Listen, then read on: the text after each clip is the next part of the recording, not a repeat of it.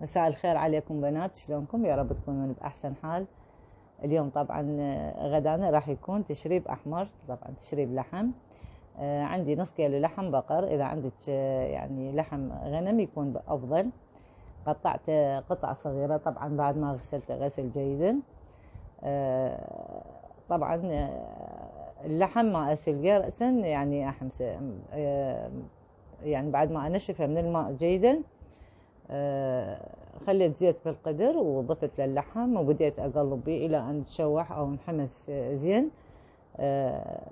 ضفت له حبتين بصل، يعني يفضل أن تكون كبيرة. وبعد ما أحمس البصل واللحم جيدا أضيف للبهارات اللي هي الكاري والكركم والفلفل الحار طبعا والنوم وبصرة. أبقى أقلب بهم إلى أن يعني ياخذ حقه بالحمس. أضيف له معجون الطماطة، ضفت له ملعقتين معجون هنا طبعا حسب الكمية اللي أنت مسويتها. أبدأ أقلب المعجون مع اللحم والبصل والبهارات إلى أن يتجانس وياخذ لون المعجون اللحم وطعمه. بعدها أضيف له المكونات الأخرى اللي هي الطماطة اللي قطعتها طبعا شرائح، وقطعت البوتيتا مكعبات، يعني بأي طريقة تحبين يعني تقطعيها. وبعد ذلك أضيف له الماء. طبعا أكلة كلش طيبة ودائما بالمطاعم يعني مطلوبة، وإذا عندك ضيوف أكلة يعني مشرفة تسويها. طبعا احنا نسويها تشريب خبز مع الخبز.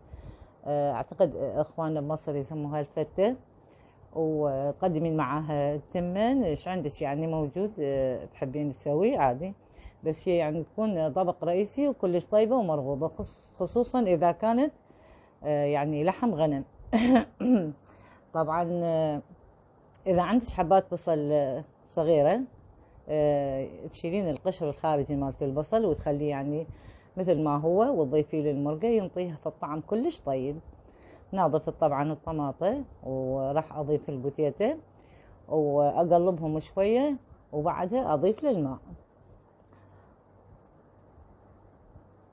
بعدها تتركيها يعني تغلي إلى أن تاخذ حقها ويعني يصبح قوامها كثيف.